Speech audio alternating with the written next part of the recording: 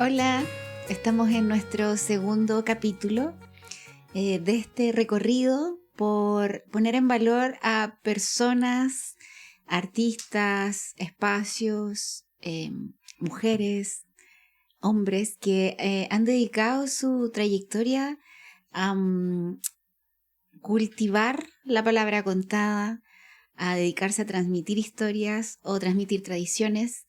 Y es por eso que hoy día estamos con una gran invitada. Estoy muy contenta de que haya aceptado la invitación y que se haya hecho el tiempo, con lo escaso que se vuelve cuando las personas aman tanto lo que hacen, porque van de un lado a otro, siempre están gestionando algo, organizando alguna actividad, haciendo algún trámite para poder preservar esta memoria colectiva. Así que le damos la bienvenida a Silvia Gutiérrez. Agradecemos que estés aquí y nada, saludarte. ¿Cómo estás? Muy bien, la agradecida soy yo. Y felicitarla porque usted es gente joven que está dedicada a lo que es nuestro acervo cultural. Yo creo que es muy importante. Gracias por eso de joven. Silvia, mira, nosotras tenemos una inquietud muy genuina por querer comprender cosas que quizás ya no están, a veces tan, ¿cómo se dice?, tan en boga o no son tan cercanas, sobre todo cuando vivimos en la ciudad y con toda la vorágine de información ahora. También no sabemos el avance de la tecnología, de la IA, de los medios, de las redes, de información, contrainformación. Entonces, a veces en todo eso nos resulta lejano aquel tiempo de otro ritmo, donde se hablan de otras cosas, donde la música es súper importante, la comida, ¿cierto? Y los cuentos. Entonces te queremos invitar a este viaje conversado para ir hacia atrás y conocer un poco más de ti. Por ejemplo, queremos saber dónde nace Silvia, que nos cuente un poquitito de su casa, de su familia y algo de su infancia. Bueno, yo soy hija, la número 7, de una familia de 8 niños. Mi padre fue carabinero de origen campesino y mapuche por su madre, la abuelita Honoria del Carmen. Y por el lado de mi madre, ella descendiente directo de un coño refugiado que se llamaba antes, que era un español que venía de Toledo. ¿Un coño refugiado? Así le decían antes bueno. a los españoles. Era un reto. Claro, coño refugiado era, claro, cuando el coño se portaba mal, el español se portaba mal. De ahí llegó mi madre y, bueno, yo nací en Cañete. Y mis padres se conocieron a la orilla de un río, ahí en un lugar que se llama Raqui, dentro de la provincia de Arauco, orillando la costa. Y, bueno, se conocieron ahí, se casaron y formaron una familia. Yo le estoy hablando de esto. Mi madre nació en el año 1909 y mi padre en 1907. Principios de siglo. Principios de siglo, sí. Hay muchas cosas que contar. Muchas cosas que contar. Silvia, ¿y en qué año naciste tú? Yo nací el 17 de agosto de 1947. Puro 7, mira. Sí. ¿Algo dice eso? Algo dice eso, sí. Y yo creo de que yo le agradezco mucho a mis padres y más que nada le agradezco a la vida por haberme dado la familia que me dio, por haberme dado la vida que me dio. Y a mis 78 años puedo dar las gracias a la vida porque he vivido la vida como se debe vivir. Bien vivida. Bien vivida, bien. Silvia, y cuando tus recuerdos así como de esta hermana menor finalmente, ¿no? No la más menor, pero sí, una de las menores, ¿cómo percibías tú a tus hermanos mayores, a tu familia, quizás tus tíos, en relación a esto de lo que a nosotros nos gusta, que es como el escuchar historias cuando uno es niño? ¿Recuerdas a alguien que en el fondo fuese la persona familiar, vecino, amigo, que tuviera un poco más o menos ese rol de encantar a los niños o a las personas contando historias? Bueno, como yo le digo, te he dicho que soy una mujer privilegiada de la vida porque nací en una familia donde todos giraba en torno a la familia, a la felicidad de la familia. Por ejemplo, las dueñas de casa, hablo de mi madre, de mis abuelas, de las tías, se preocupaban mucho que la casa estuviera limpia, que hubiese buena comida, Antes eran 3 platos, era entrada, primero y segundo. Entrada, cazuela, y el otro plato era la materia fuerte, que era el poroto, la lenteja, la arveja, etc. La cazuela de entrada nomás. La entrada era otra cosa. La entrada era una entrada de verduras. Verduras que iba mezclada con malaya o con arrollado, que todo eso se hacía en casa. Y se guardaba, se ahumaba, etcétera, y después se iba comiendo. Entonces era. Y yo recuerdo, como digo, tuve una infancia muy hermosa, y mi hermano igual, que nuestras abuelas y abuelos, cuando terminaba, por ejemplo, en la época de verano, terminaba ya la cosecha de papa, de lo que sea, nos sentábamos a merendar alrededor del fogón. Y mi abuela enterraba, por ejemplo, las papas cocidas. Las papas, cuando se cosechaban, salían unas papas muy grandes. Quizás más o menos una cuarta, 20 centímetros. Así más o menos. Esto, la cuarta es 20 centímetros. El geme es 10 centímetros. Y eso lo aprendí de niña y lo miro ahora y corresponde. La sabiduría popular. Bueno, entonces mi abuela le enterraba eso en el fogón, enterraba las papas y después las sacaba. Las limpiaba, la colocaba en un platito, y esa papa le hacía un hoyito y nos colocaba una cucharada de mantequilla que ella hacía. O sea, todo se hacía en casa. Y ahí venían los cuentos. Y todas las noches, durante el mes de enero y febrero, que era la época que nosotros vivíamos al campo, nos contaban un cuento. Primero empezaba mi abuelo mateando y comiendo, y después mi abuela. Entonces, nosotros, al menos la imaginación volaba, porque nos alumbrábamos con vela o chonchones, que el chonchón era la parafina o el alcohol de quemar, ¿no es cierto?, que se ponía en una mecha con un tarrito. Y nosotros jugábamos también, a medida que depende del cuento, si era muy aburrido, jugábamos con las manos a hacer figuras. Entonces ladraban los perros, ¿no es cierto? Claro. Volaban las palomitas y así un montón de cosas. Entonces mirábamos la pared y nos imaginábamos un mundo hermoso que estábamos viviendo. Entonces el abuelo primero y luego la abuela eran quienes iban alimentando esa, claro, la narración y la imaginación. Claro. Y tú recuerdas, o piensas que ese momento de alguna manera te marcó luego más grande como para seguir buscando eso, como cuando tuviste conciencia, porque cuando uno es niño disfruta, pero después quizás más grande empieza a despertarse algo en uno también.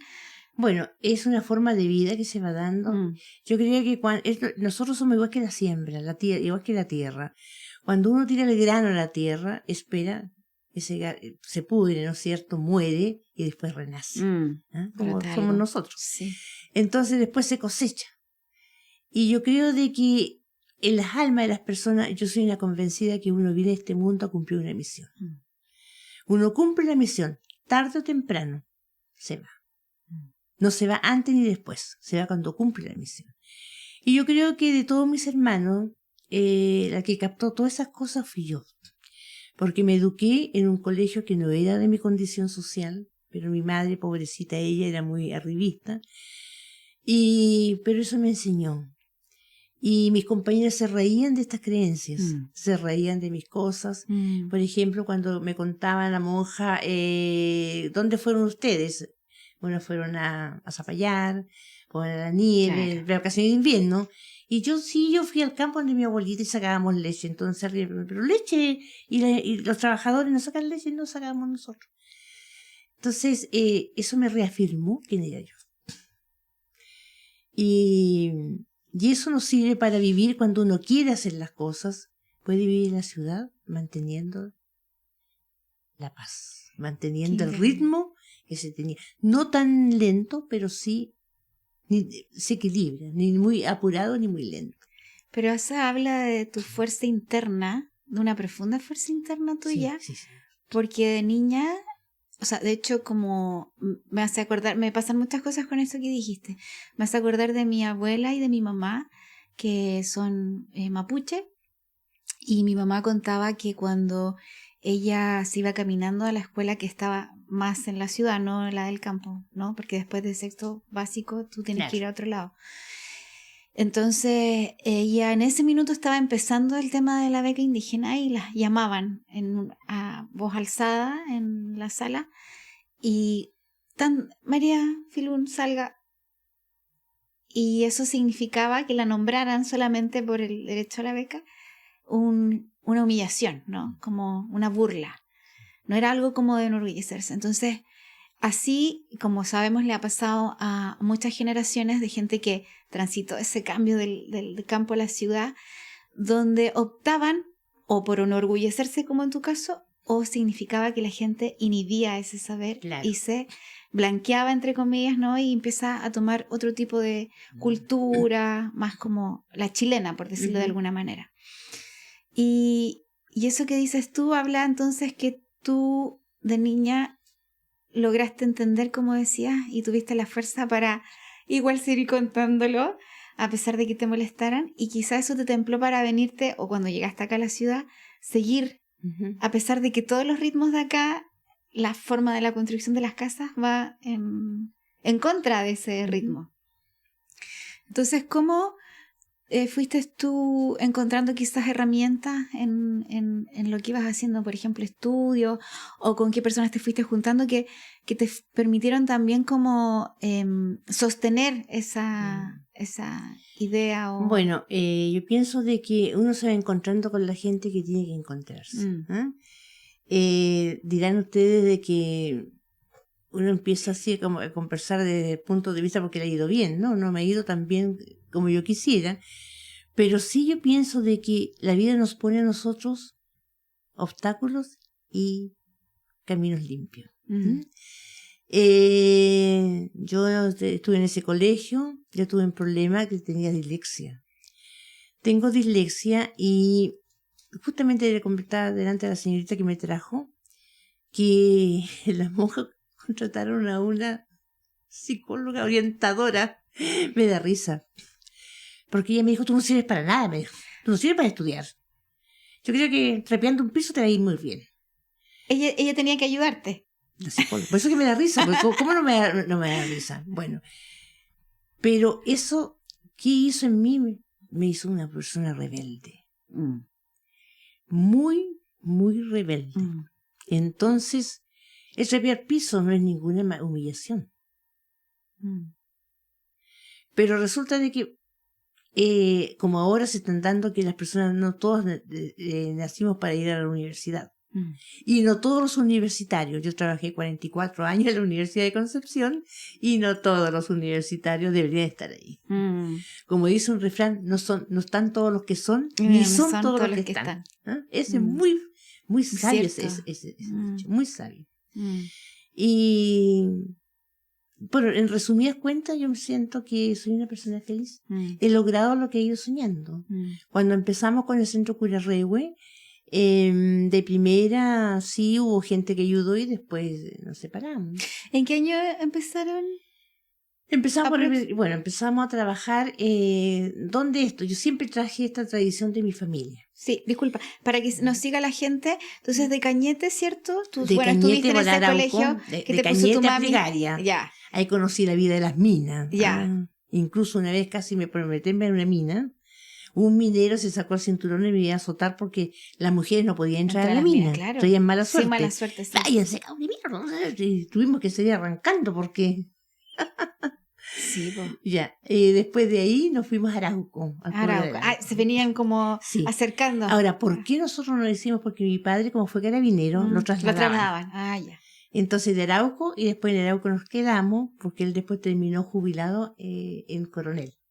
O sea, todo hicieron el recorrido de la cuenca del carbón. Y ahí en Coronel mi padre supo de que había un huerto, existían los huertos familiares. Y como sacó una buena jubilación, inmediatamente se inscribió y se compró un... esa es la historia del Centro Curarrehue. Exactamente. Mira, o sea que él cuando no estaba todavía construido lo que conocemos ahora, ya había... Claro, eso era campo. Era campo, claro. Sí. No dejaba de ser un terreno de 6.800 metros cuadrados.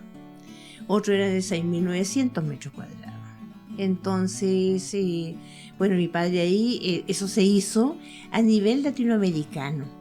Me contaba un señor, un arquitecto urbanista de Santiago, don Alberto Jurevich, que los huertos familiares empezaron en Panamá y de ahí bajaron. Es como un concepto. Exactamente. ¿Para qué? Para que la gente jubilada, sobre todo la gente fiscal, empleados fiscales, juraban jóvenes.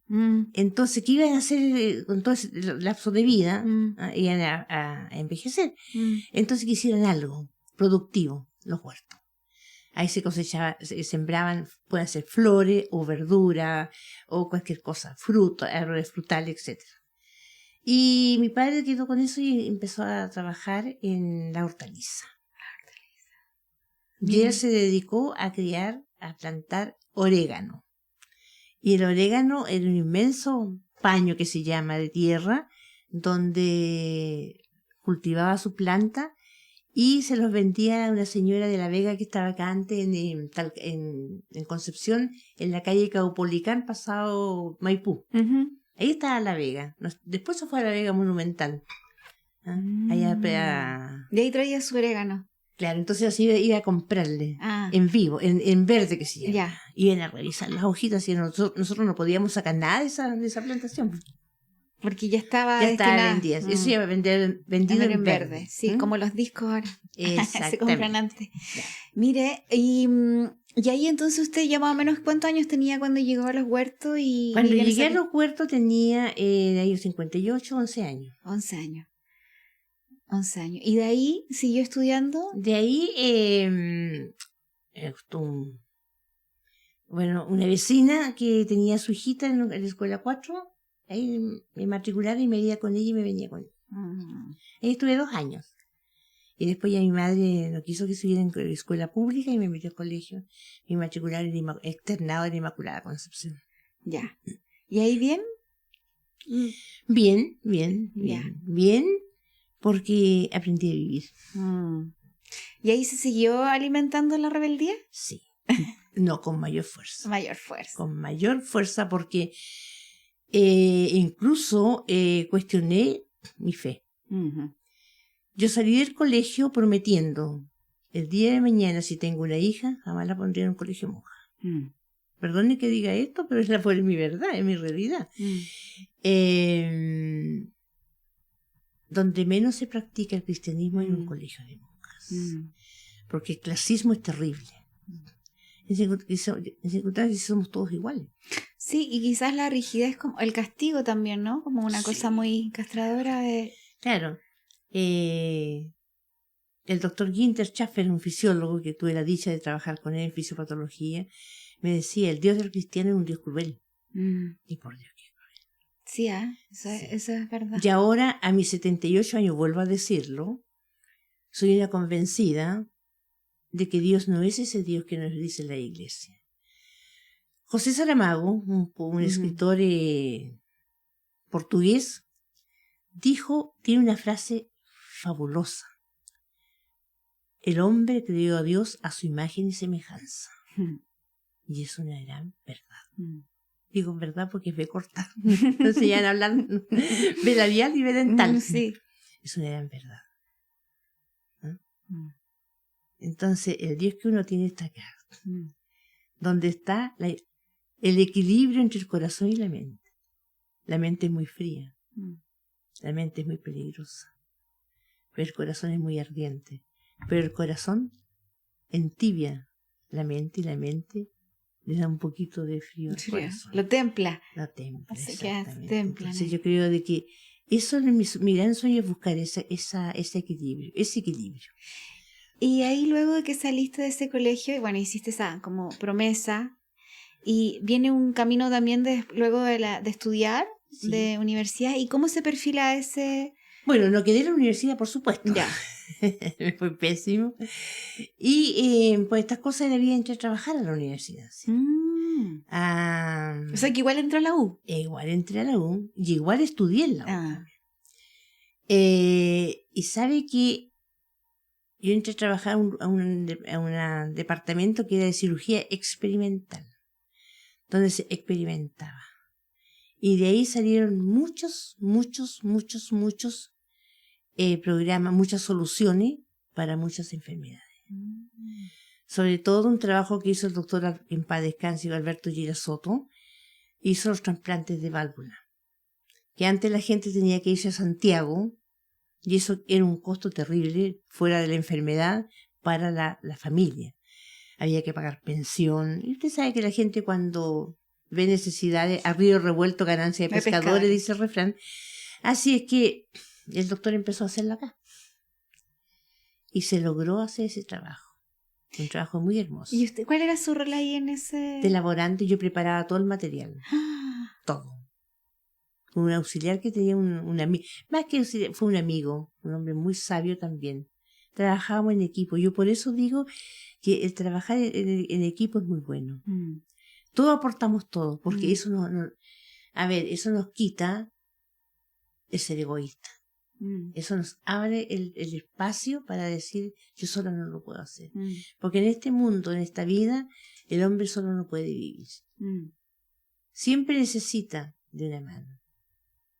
Siempre necesita un apoyo.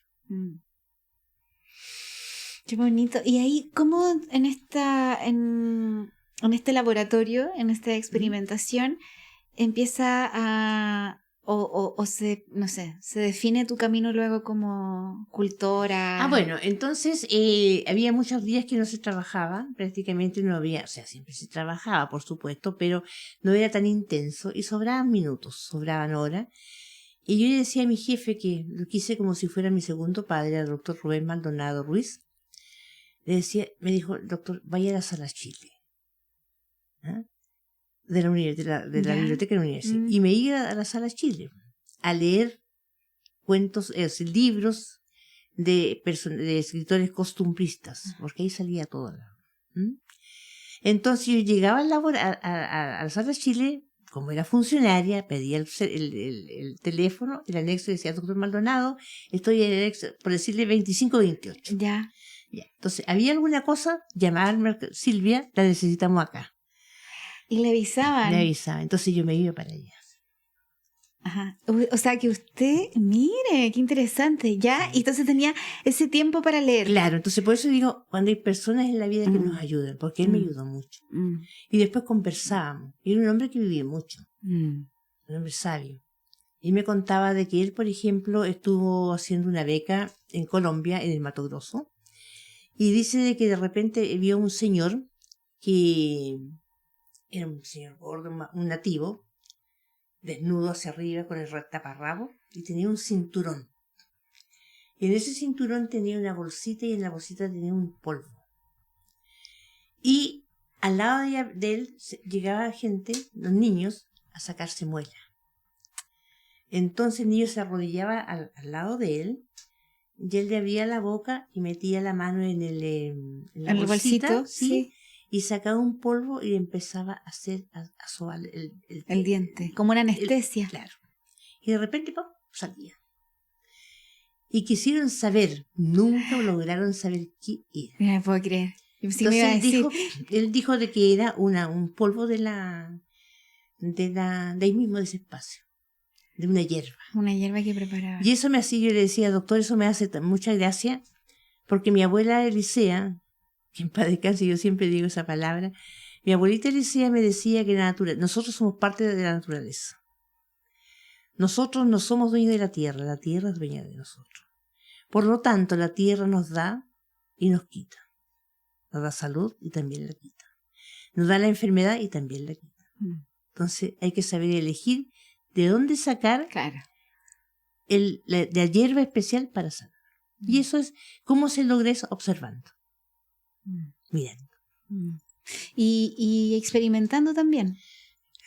Como conociendo, claro, tocar, sí, conociendo, tocando, sí. Sí, y ahí entonces se empieza como usted a alimentar también, ya a cultivar de la literatura y de las conversaciones. Sí. Es decir, una mujer igual pensante, usted tiene otra trayectoria, estaba destinada a tener otra trayectoria desde chiquita, ¿no? Como quizás tener más conciencia de esto de que a lo mejor hay distintas historias que hay distintas formas de vivir, distintas culturas. Yo creo de que, bueno, insistir de que uno viene a este mundo a cumplir una misión. Yo me acuerdo, en la época de cosecha, se necesitaba mucha gente, mucha más, sobre todo muchas mujeres. Porque el hombre era mal mirado en la cocina. O sea, no era bueno. Y la mujer era mal mirada en las minas. Exactamente. Entonces, la mujer tenía que hacer el almuerzo, servirlo. Y yo siempre ayudaba a llevar los platos. Y me quedaba escuchando al guacerío, decía ella, cuando conversaban, cuando contaba su historia. Yo ponía la orejita así y escuchaba y mi abuelita, ¡Silvia! ¡Eliana! ¿Qué está haciendo ahí, muchacha? Chichita, me decía, porque que me gustaba estar entre los hombres. Es que me gustaba escuchar. ¿Cómo le decía? Chijeta. Chijeta. Sí, una palabra ya de araucano, sí. Chijeta, qué bonito. Uy, qué chijetilla.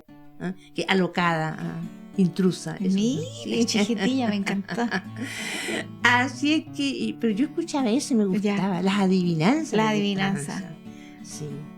O los casos, las mentiras. Contaban tanta cosa que uno no sabía si era verdad o si era mentira, sí. Y era niña, porque yo ya después ya no podía juntarme. Cuando ya me llegó mi periodo de convertirme en mujer, ya no me prohibieron hacer todas esas cosas. Yo en un momento dado odié ser mujer porque mi mamá me dijo, ya usted no se sube más a los árboles, usted no juega más a la pelota con los niños, usted se cuida de esto. O sea, no. Claro. Entonces yo seguía haciendo las cosas igual, ¿no? Igual era chijetilla. Igual era chijetilla. Claro. Nació, ese era su don. Sí. Eso vino, a ser chijetilla. Oye, entonces, ¿y se acuerda de algún caso mentira así que le haya marcado de niña? Bueno, es lo que contaba mi abuela. Un caso sí.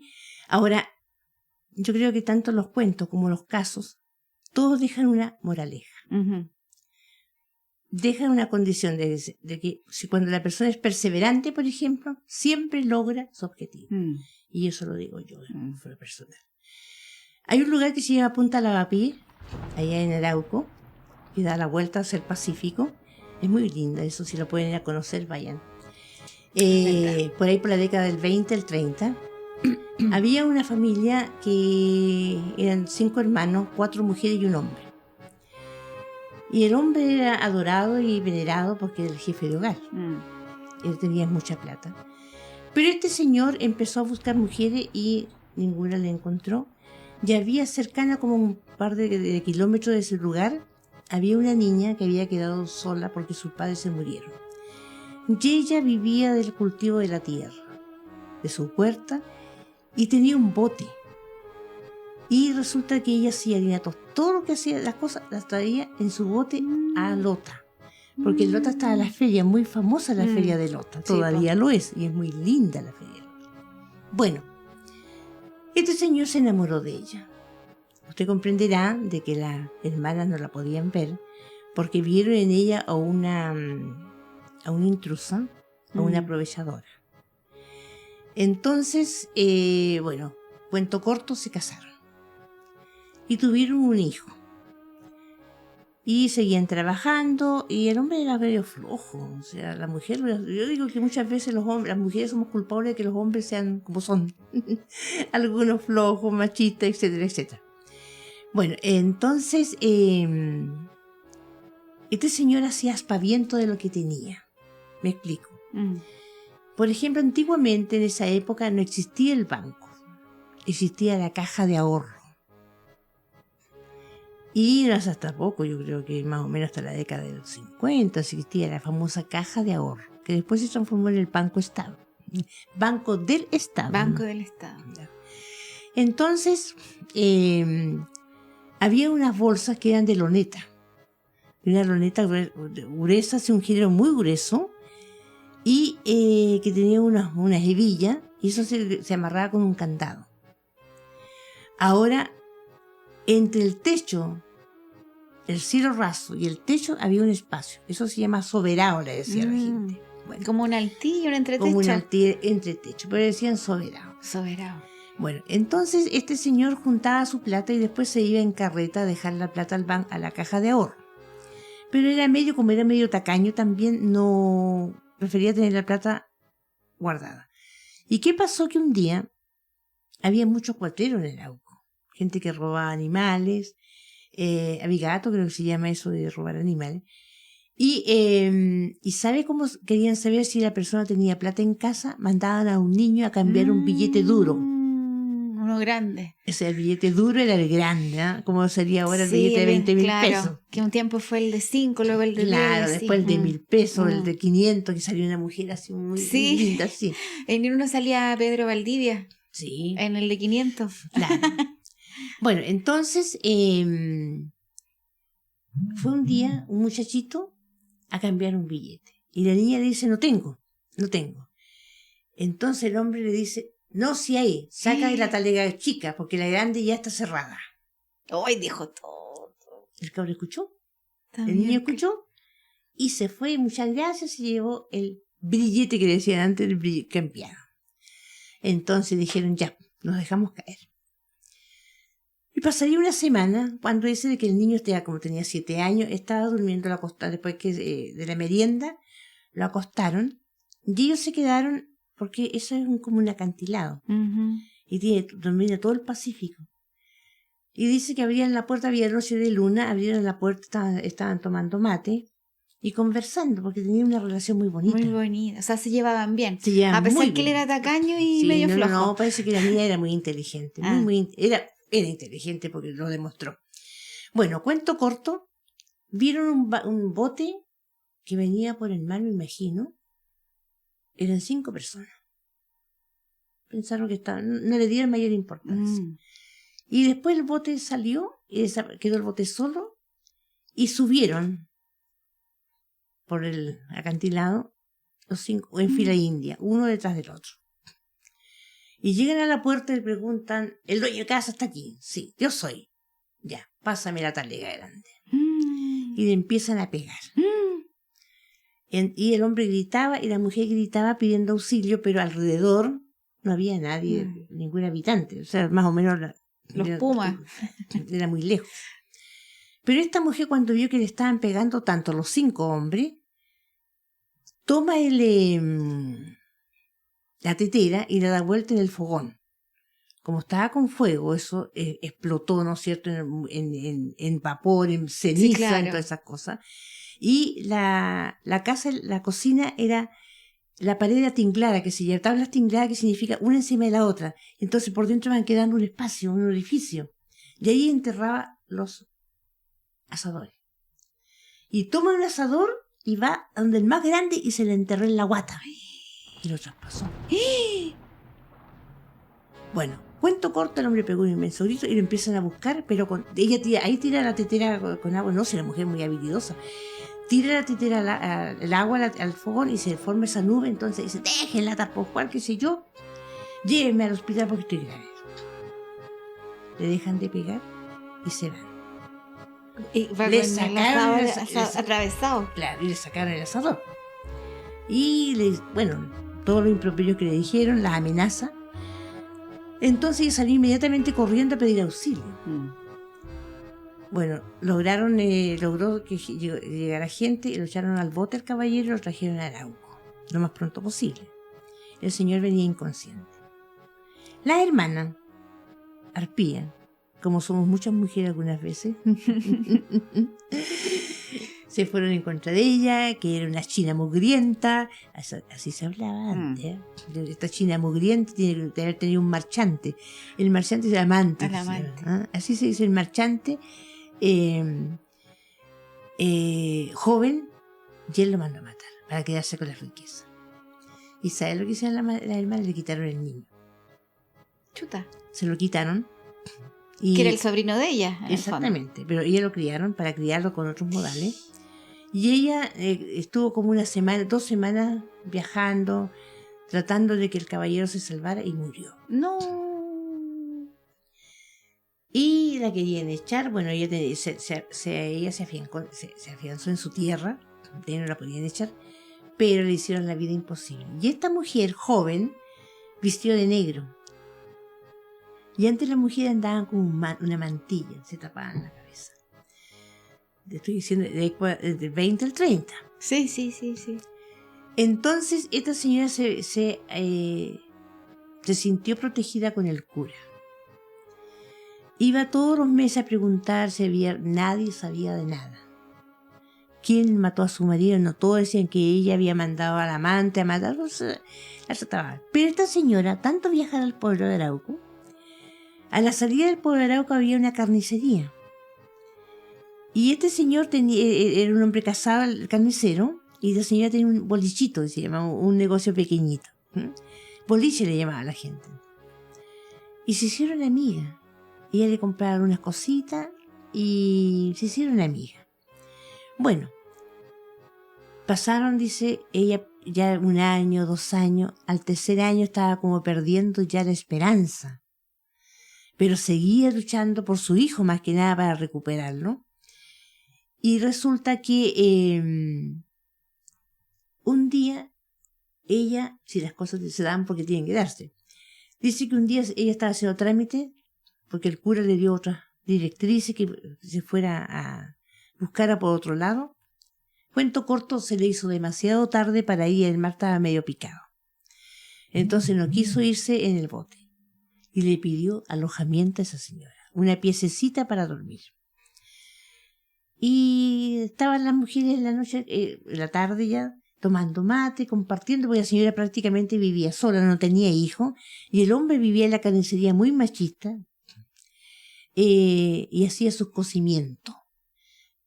¿Por qué? Porque este hombre compraba animales robados. Y tenía también atrás una bodega donde hacía sus cocimientos, invitaba a algunos carabineros que eran sus amigos que le ayudaban al negocio de la compra de animales. Eran como cuatreros legales. Bueno, y esa noche dice que coincide cuando empieza a llegar harta gente. Y de repente llegaron unos tipos. Entonces, hola, don Santo, ¿cómo está, don Santo? Mucho gusto, don Santo. Era un hombre nombrado. Y le dice, don Santo, sírvase esta carnecita. No, le dice, yo estoy mal del estómago. Me siento mal. Pero no, dijo, me va a caer muy mal al estómago, no quiero. ¿Qué se va a hacer mal usted, señor? Le dijo uno de ellos. El estómago es más firme que tiene usted. No sé, no la mató a la mujer de allá de Punta Lavapiés, dijo, con el asador. Y ahora se viene a mirar tanto por un pedazo de carne. Ah, le dijo, ya estoy sanando, ya a esa pollita me la voy a ir a cazuelear. Esa es la palabra que usó. Bien luego, a esa pollita me la voy a ir a cazuelear bien luego. Usted comprenderá que estaba ahí ella. Ella escuchando. Y él no la reconoció. No, porque ella la escuchó a través de la pared. De la pared. Ah, porque estaba como en otra parte. En otra parte. Ya. O sea, los tipos entraban por un portón. Sí, claro. Y ese portón daba a la casa y se escuchaba, porque hablaban en voz alta. Y con trago, con mayor razón. Entonces, ella dice que, yo qué sé, le dijo que se iba a acostar. ¿Qué se iba a acostar? Esperó cuando ya la gente empezó, y fue muy inteligente, dejó la puerta semiabierta. Y cuando no sintió ningún ruido, salió. Dice que los pajaritos empezaban a cantar, estaba rayando el alba, cuando salió. Lo primero que hizo fue tocar la puerta de la iglesia al cura. Dice que esperó un rato y le contó. Padre, le dijo, quien mató a mi marido fue Santos Ávila. Y le contó. Ya le digo. Se fueron al tiro al cuartel. Y el que estaba aquí, el sargento, no sé, que estaba a cargo de ese espacio, mandaron una patrulla a la carnicería del carnicero y encontraron varios colegas de con uniforme durmiendo a la mona, y ahí estaban los 5 cuatreros. Entonces lo llevaron preso y él dijo que no, y ella fue tan valiente, esa mujer, que lo enfrentó. Sí, le dijo, ya fueron al hospital, llamaron al doctor del hospital, le dijo, mire, le dijo, no, dijo, yo tengo una herida en el estómago, dijo, pero eso me la hice peleando y en lota, con una cuchilla. No, le dijo ella, es redondo el hoyo. El doctor dijo, sí, es una herida redonda, no filuda, no de filo. Así es que trajeron unos detectives de Lota y lo hicieron hablar. Y ahí quedaron los 5 presos. Los 5 murieron en la cárcel. No. A ella le autorizaron reservar al niño, y como ella era la dueña de todo eso, vendió lo que tenía que vender y desapareció del pueblo. Eso ocurrió en la década entre el 25 y el 30. Década del 20 y el 30 en el pueblo de Arauco, en la comuna, en un lugar que se llama Punta Lavapié. Hay gente que no conoce, me imagino, ese territorio, pero esa es una de las grandes leyendas y un caso que ocurrió ahí. Y es como, no sé, pienso... Es dígame como la perseverancia. Pero una mujer de armas tomar. En todo el significado de la palabra, yo de la frase. Le rindo un homenaje y admiro mucho a la mujer campesina y a la mujer del pueblo de Chile. Mujer valiente, guerrera, que de convicciones, que muchas veces madre y padre en su casa, es jefa de hogar, y que muchas veces sacrifica su vida personal para sus hijos. Qué importante lo que nos estás regalando, compartiendo. Nosotros estamos en este recorrido de escucha de lo que distintas personas en el fondo quieran como compartir a través de los cuentos. En este caso también están los relatos, están las leyendas, los mitos, y tú trajiste esta novedad que es los casos, o el caso, ¿no? Este gran caso. Y es como enriquecer igual un poco nuestro imaginario, pensando de que es una historia real, ¿no? Como me dicen, esto está basado en una historia real o fue verídico. Eso igual a uno como que al menos a mí me reconforta, porque me hace pensar en conectar con esa fuerza, y que te has encontrado, te puedes llegar a encontrar con la violencia machista también de todos los tiempos, donde está en juego tu vida. Sin embargo, está lo que tú dices, ¿no? Como chinquilla también era, es lo que te decían a ti. Chiquitilla, pero es otro tipo de chiquitilla. de que esa fuerza femenina genuina. Esa era valiente, sí. Pero es que son distintas formas de valentía. Claro, porque hablan de la mujer corajuda. Sí. Y si ustedes leen la literatura costumbrista hispanoamericana, o latinoamericana, lo mismo ocurre con Doña Bárbara en Venezuela, en Colombia, en Perú, Argentina. Sí, nuestra América está linda. Sí, Bartolina Sisa, también aquí, la figura de Janequeo también, que está siempre fresia. Muchas mujeres. Bueno, vamos a ir cerrando esta conversación, que está muy interesante, y yo siento que, claro, es como también un inicio simplemente de una larga conversación que podría venir a través de otros encuentros, o quizás de otras temporadas u otros capítulos, pero por ahora vamos a dejarlo hasta acá, y quisiera como agradecerte mucho que nos abrieras parte de tu vida, de tu infancia, de este recorrido también por un recorrido, como yo siento, como de autocultivarte, así como tú decías que uno se siembra, que hay un ciclo, ¿cierto? Como que también viene una cosecha, que todo es por algo, que uno viene a lo que tiene que venir. Siento que también es inspiración de una mujer que se autocultiva para seguir floreciendo y germinando más realidades en un entorno que no es el campesino, sino que el urbano, y con eso mantener viva esa tradición, esa memoria, y por tu generosidad también de contarnos historias a nosotros, a los que estamos con ganas de escuchar. No, todo lo contrario, muchas gracias por contar estas cosas, pero son verdades que muchas veces pueden que duelen, pero son verdades. Y yo creo de que, vuelvo a insistir, de que si nosotros ponemos nuestros ojos en la gente del campo, que empecemos a mirar la tierra, que empecemos a recrearnos y a cultivar la memoria. Ser como los ríos tienen memoria. Le pueden quitar su espacio, pueden pasar años, pero recuperan su tiempo, porque tienen memoria. Y nosotros los chilenos, mi madre siempre decía, cuando uno se pega un golpe en el codo duele, y después ¿qué pasó? se olvidó y vuelve a pegar en lo mismo. Hay que aprender. Yo creo que a nuestro país en general le falta memoria. No hemos recordado la memoria, no lo queremos recordar. Hay cosas que duelen, sí, cosas que duelen, pero hay que recordarlo para sanar. Muchas gracias por todo lo compartido hoy día.